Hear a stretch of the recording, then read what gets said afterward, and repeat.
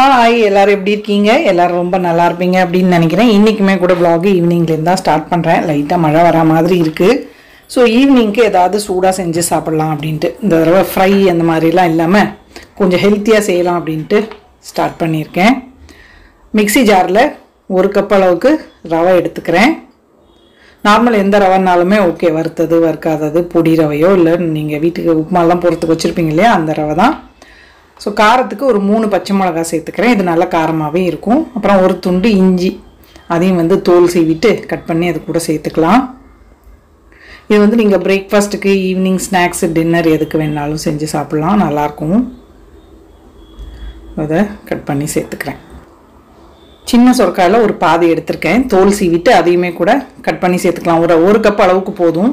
இதில் கொஞ்சத்தை பாக்கி வச்சிட போகிறேன், நிறையா சேர்க்க வேண்டாம். ஏன்னா ரவை நம்ம 1 கப் சேர்த்துருக்கோம் இல்லையா, 1 கப்புக்கு 1 கப் அளவுக்கு சொரக்காய் வேணும். ஸோ கொஞ்சத்தை எடுத்து வச்சுட்டேன் பாருங்கள், எதாவது சாம்பாரில் அதுலேயே அது போட்டுக்கலாம். அதையும் மிக்ஸி ஜாரில் சேர்த்தாச்சு. இப்போது தயிர் கொஞ்சமாக தண்ணி சேர்த்து மிக்ஸ் பண்ணி, அதுவும் 1 கப்பு. நல்ல புளிச்ச தயிராக இருந்தாலும் நீங்கள் சேர்த்துக்கலாம், நல்லாவே இருக்கும். இது கூட இப்போது உப்பு, எண்ணெய் 1 டேபிள் ஸ்பூன் அளவுக்கு சேர்த்துக்கலாம். நீங்கள் சமையல் எண்ணெய் எதுனாலும் ஓகே. கொஞ்சம் பெருங்காயம், மஞ்சத்தூள் ஒரே ஒரு சிட்டிகை. இப்போ இதை நல்லா பேஸ்ட்டாக அரைச்சி எடுத்துக்கலாம். எக்ஸ்ட்ரா தண்ணிலாம் சேர்க்கலை, அந்த 1 கப்பு தயிர் தான். ஸோ இந்த பக்கம் கடாய் தண்ணி வச்சு ஸ்டீம் பண்ணுறதுக்கு வச்சுருக்கேன். அரைச்ச மாவில் 1 டீஸ்பூன் பிளெயின் ஈனோ சேர்த்துருக்கேன். ஃப்ளேவர் இது இல்லாமல் பிளெயின் ஈனோ. ஸோ இதை நல்லா மிக்ஸ் பண்ணிட்டோம். பார்த்திங்கன்னா தயிர் சேர்த்தனால நல்லா நுரைச்சி வந்திருக்கு. அவ்வளோதான். ஒரு க்ரீஸ் பண்ண ட்ரேயில் இதை போட்டு ஒரு 10லேருந்து 15 நிமிஷம் ஸ்டீம் பண்ணி எடுத்துக்கணும். ரவை டோக்லா அது நான் இன்றைக்கி ஒரு ஃபேஸ்புக்கில் பார்த்தேன் ரெசிபி. சரி, இதுவும் சுரக்காயும் இருந்ததா, அதனால் ட்ரை பண்ணலாம் அப்படின்னு ஈவினிங் டிஃபனுக்கு. ஸோ அந்த பிளேட்டில் சேர்த்தாச்சு. நான் இதை அரைக்கிறதுக்கு முன்னாடியே கடாயில் தண்ணி வச்சுருந்தேன். நல்லா தண்ணி கொதிச்சதுக்கப்புறமா தான் வைக்கணும். பாருங்கள், சிம்மில் வச்சு விட்ருந்தேன். தண்ணி நல்லா கொதிச்சிருச்சு. இப்போ இதில் வச்சுட்டு 10 நிமிஷத்துக்கு அப்புறம் செக் பண்ணி பார்க்கலாம். வேகலைன்னா அப்புறம் ஒரு 5 நிமிஷம் வச்சு எடுத்துக்கலாம். ஸோ இது வேகட்டும். சைடில் இப்போது டிகாஷனுக்கு தண்ணி சூடு பண்ணுறதுக்கும் வச்சிடுறேன். ஸோ இன்றைக்கும் ஈவினிங் காஃபி தான்.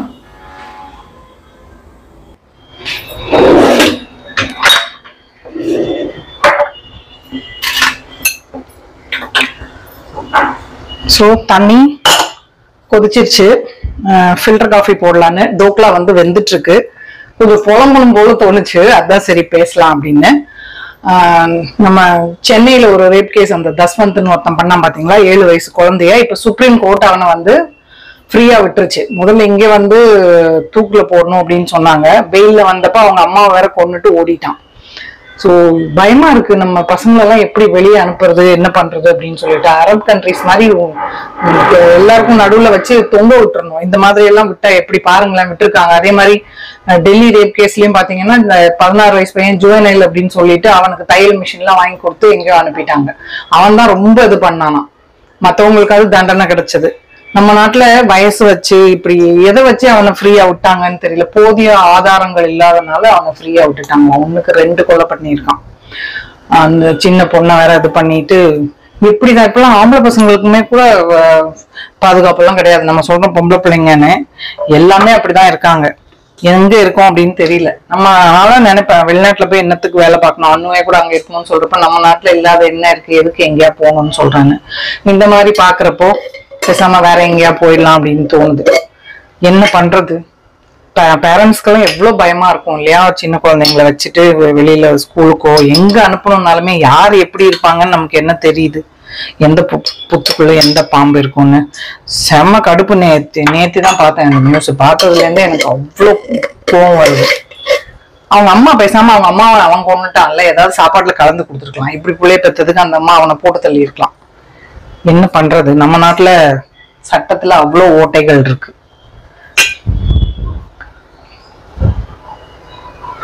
தண்ணி ஊத்திட்டு மேல கொஞ்சம் அப்படியே வச்சிடலாம்.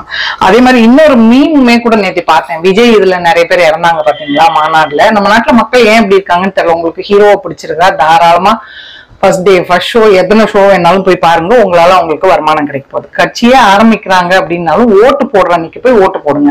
எதுக்கு அவ்வளவு கூட்டம் கூடுறாங்கன்னு தெரியல. நம்ம ஆளுங்களோட உயிர் தானே போகுது. அவர் பாத்தீங்கன்னா விட்டுட்டு ஓடியே போயிட்டு இருக்காரு. ஒரு பையன் நல்லா அடிபட்டு கையெல்லாம் பிராக்சரு, சின்ன பையன் தான் 10 வயசுக்குள்ள இருக்கும்னு நினைக்கிறேன். மூஞ்சில எல்லாம் ஃபுல்லா தோல் எல்லாம் போய் மிதிச்சதுல எப்படியோ பொழைச்சிருக்கான். அவங்க அப்பா வந்து இன்டர்வியூ எடுத்துட்டு இருக்காங்க. உங்க பையன் போனது உங்களுக்கு தெரியுமா அப்படின்னு. இல்ல, என் மச்சான் கூட தான் போனா, எனக்கு தெரியாது. முதல்ல தெரிஞ்சிருந்தா நீங்க என்ன பண்ணுவீங்கன்னா, நான் நினைச்ச போக விட்டுருக்க மாட்டேன், ஏதாவது சொல்லிருந்து பார்த்தா எனக்கு முதல்ல தெரியாது, இல்லைன்னா நானும் போயிருப்பேன். அடப்பாவி, பையன் ஏதோ பொழைச்சி வந்ததே பெரிய பாடு, நிறைய பேர் இறந்துட்டாங்க, உன் பையன் உயிரோட இருக்கான். அந்த ஆள் சொல்றாரு. இப்படி அப்பா இருந்தா அப்புறம் பிள்ளைங்க எப்படி இருக்கும்? அந்த ஆளுக்கு எப்படியும் ஒரு 40 வயசாவது இருக்கும். நம்ம உயிர் பிள்ளைங்க உயிரை விட உங்களுக்கு ஒரு ஹீரோ அவ்வளவு பெருசா போயிட்டாங்க. நீங்க யாராவது திட்டினாலும் திட்டுவீங்க. எனக்கு பர்சனலா எந்த ஹீரோ மேலேயும் வெறுப்பு அந்த மாதிரி எல்லாம் கிடையாது. நீங்க அவர் அரசியல் வாழ்க்கை பிடிச்சிருந்தது, அவர் கொள்கைலாம் ஓட்டு போடுங்க.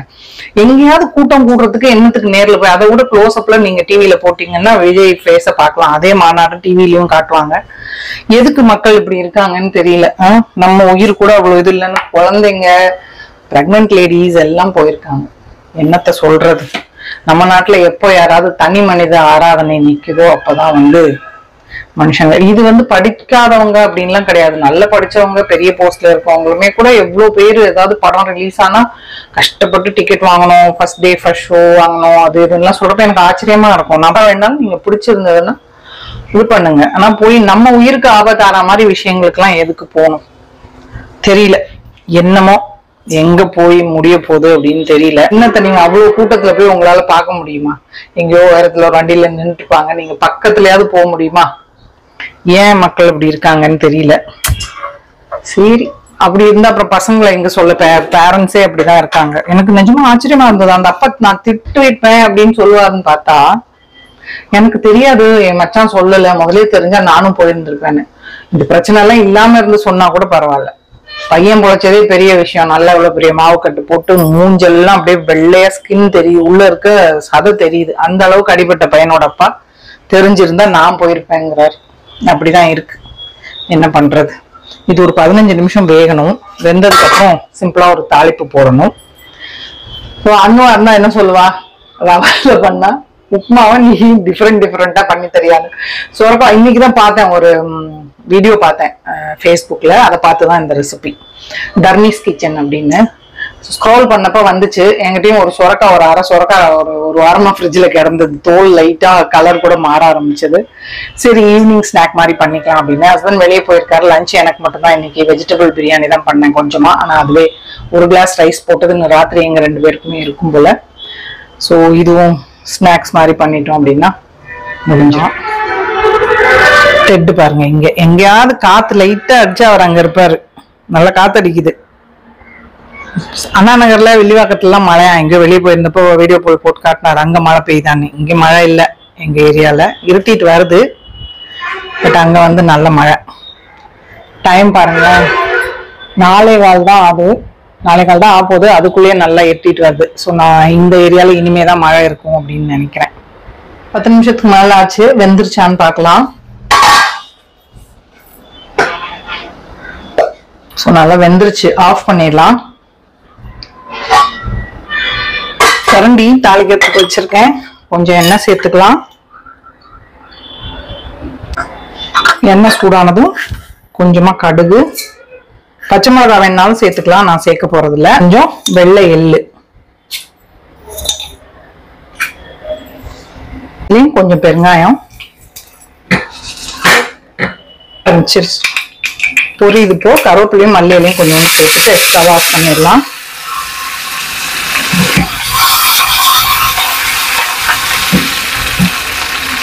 இதுல கொஞ்சமா ஒரு 2 ஸ்பூன் அளவுக்கு கொதிக்கிற தண்ணி, கொஞ்சோண்டு சர்க்கரை,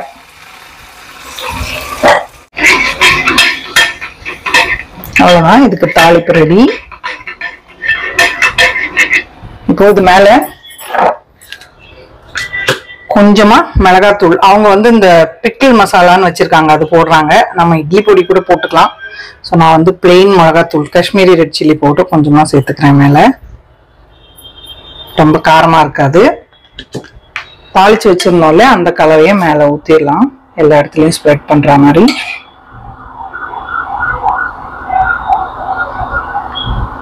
ரொம்ப சூடா இருக்கப்ப கட் பண்ணா ஷேப் வந்து கொஞ்சம் ஒழுங்கா வராது, அதனால கொஞ்சம் ஆற விட்டுட்டு கட் பண்ணிக்கலாம்.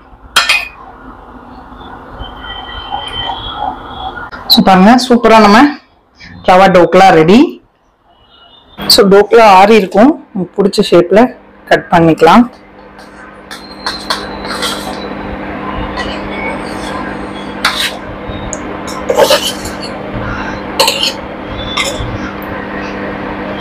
செம்ம சாஃப்டா சூப்பரா வந்துருக்கு பாருங்க. பால் தானே, கப்பில் ஒரு ஆளுக்கு தானே சூடு பண்ணிக்கலான்னு பார்த்தா அதுவும் பொங்கி கீழே வந்துருச்சு. அங்கே டோக்லா கட் பண்ணுறதுக்குள்ள டம்ளர்ல ஊற்றினேன், கீழே போயிருச்சு. ஸோ பாலுக்கும் எனக்கும் 2-3 நாளாக ராசி இல்லை பாருங்க. ஓ ஸோ இதெல்லாம் க்ளீன் பண்ணிட்டு தான் திருப்ப நான் சாலி கொஞ்சம் தான் இருக்கு, அதனால கொஞ்சமாக காஃபி குடிச்சிக்கலாம். இதை இப்போ ப்ரெஸ் பண்ணிடலாம். எப்பயுமே மைக்ரோவேவ்ல எல்லாம் இப்படி சிந்த விட மாட்டேன், இன்னைக்கு பார்த்தா மைக்ரோவேவ்ல கீழே போயிடுச்சு. சரி இருக்க பால்ல கொஞ்சமா காஃபி நல்லா சூடா போட்டு குடிச்சுக்க வேண்டியது திக்கா. சூடான் சூப்பரா டோக்லா ரெடி, சாப்பிடலாம். கொஞ்சோண்டு இருந்ததை காஃபி ஆத்திக்கலாம். பால் கொஞ்சம் இருந்துச்சு, சரி ஓகே, நிறைய கீழே போயிருச்சு. சூப்பரா கொஞ்சமா காஃபி.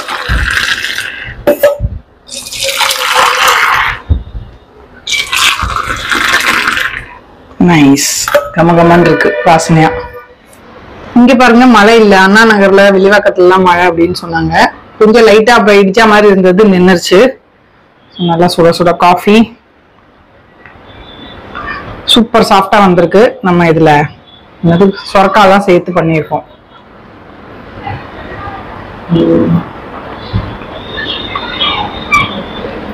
நான் இதுதான் ஃபர்ஸ்ட் டைம் ட்ரை பண்றேன் இந்த சொரக்கா சேர்த்து. சொன்னேன் இல்லையா, நீங்க சும்மா போன் ஸ்க்ரால் பண்ணிட்டு இருந்தப்ப இந்த ரெசிபி வந்தது, நல்லா இருக்கு. ஆக்சுவலா கடலை மாவு டோக்லாவோட இது சூப்பராகவே இருக்கு. ரவெல்லாம் அரைச்சிட்டோம் இல்லையா.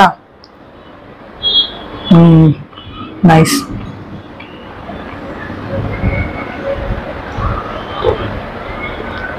காஃபியும் சூப்பரா இருக்கு. ஸோ ஹோப் இன்னைக்கு வீடியோ உங்க எல்லாருக்கும் பிடிச்சிருக்கும் அப்படின்னு நினைக்கிறேன். பிடிச்சிருந்ததுன்னா லைக் பண்ணுங்க, ஷேர் பண்ணுங்க, மறக்காம நம்ம சேனலுக்கு சப்ஸ்கிரைப் பண்ணிக்கோங்க. இவ்வளோ நேரம் இந்த வீடியோ பார்த்தவங்க எல்லாருக்கும் என்னுடைய நன்றி, வணக்கம். Love you all, bye.